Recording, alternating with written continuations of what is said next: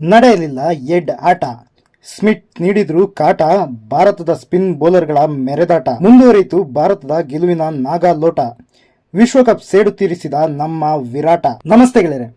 ದುಬೈನಲ್ಲಿ ನಡೆದ champions trophy semifinal ಮ್ಯಾಚ್ನಲ್ಲಿ ಬಲಿಷ್ಠ ಆಸೀಸ್ ಪಡೆಯನ್ನು 4 ವಿಕೆಟ್ಗಳಿಂದ ಸೋಲಿಸಿ ಭಾರತ ರಾಜಾರೋಷವಾಗಿ ಚಾಂಪಿಯನ್ಸ್ ಟ್ರೋಫಿ ಫೈನಲ್ಗೆ ಕಾಲಿಟ್ಟಿದೆ. ಸೆಮಿಫೈನಲ್ನಲ್ಲಿ ವಿರಾಟ್ ಆಸೀಸ್ ಬೇಟೆಯಾಡಿ ವಿಶ್ವಕಪ್ ಸೋಲಿಗೆ ಸೇಡು ತೀರಿಸಿಕೊಂಡಿದ್ದಾನೆ.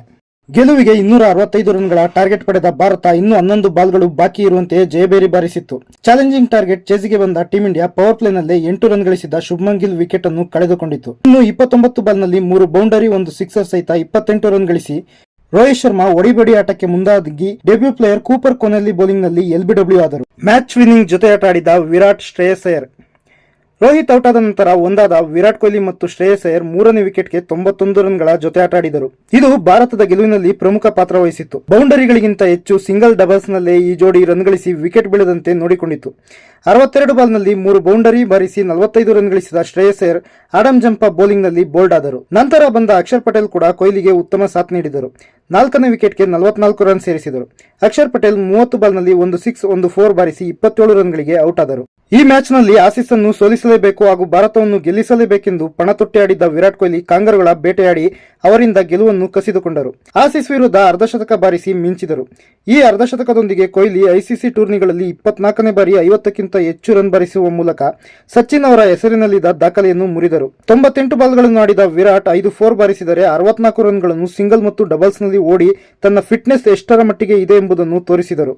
84 ರನ್ ಬಾರಿಸಿ ಮತ್ತೊಂದು ಸೆಂಚುರಿ ಬಾರಿಸಲು ಸಿದ್ಧವಾಗಿದ್ದ Virat Kohli Adam Zampa bowling ನಲ್ಲಿ ಕ್ಯಾಚ್ ನೀಡಿ ಔಟ್ ಆದರು. ಆಗ ಭಾರತದ ಗೆಲುವಿಗೆ ಕೇವಲ 40 ಬಾಲ್ನಲ್ಲಿ 40 ರನ್ ಬೇಕಿತ್ತು. ಈ ಹಂತದಲ್ಲಿ ಜೊತೆ ಸೇರಿದ ದೋಸ್ತಿಗಳಾದ ರಾಹುಲ್ ಮತ್ತು ಹಾರ್ದಿಕ್ ಪಾಂಡ್ಯ ಪ್ರೆಷರ್ ಅನ್ನು ಸರಿಯಾಗಿ ಹ್ಯಾಂಡಲ್ ಮಾಡಿದರು. ಜಂಪಾ ಹಾಕಿದ 47ನೇ ಓವರ್ನಲ್ಲಿ 2 ಭರ್ಜರಿ ಸಿಕ್ಸರ್ ಬಾರಿಸಿದ ಹಾರ್ದಿಕ್ ಭಾರತದ ಗೆಲುವಿನ ಹಾದಿಯನ್ನು ಸುಲಭ ಮಾಡಿದರು. 28 ರನ್ ಬಾರಿಸಿ ಆಡುತ್ತಿದ್ದ ಹಾರ್ದಿಕ್ ಪಾಂಡ್ಯ ಗೆಲುವಿನ ಸಿಕ್ಸರ್ ಬಾರಿಸಲು ಹೋಗಿ ಔಟ್ ಆದರು.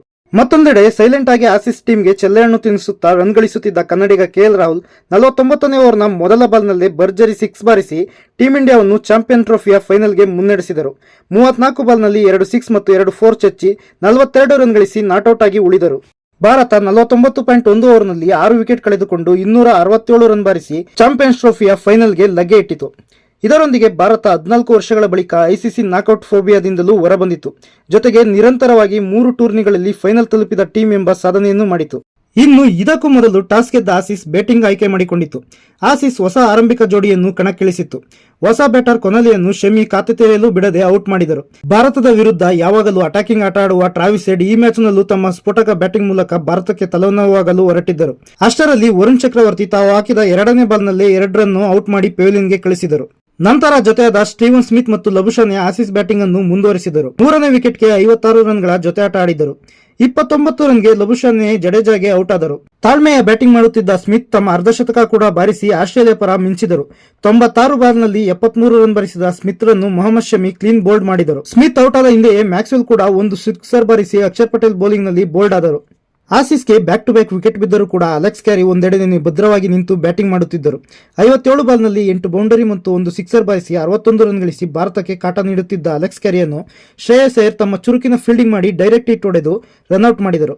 ಅಂತಿಮವಾಗಿ ಆಸೀಸ್ 264 ರನ್ಗಳಿಗೆ ಆಲ್ಔಟ್ ಆಗಿತ್ತು. ಭಾರತದ ಪರ ಮೊಹಮ್ಮದ್ ಶಮಿ 3, ವರುಣ್ ಚಕ್ರವರ್ತಿ 2, ಜಡೇಜಾ 2, ಅಕ್ಷರ್ ಮತ್ತು ಹಾರ್ದಿಕ್ ತಲಾ 1 ವಿಕೆಟ್ ಕಿತ್ತರು.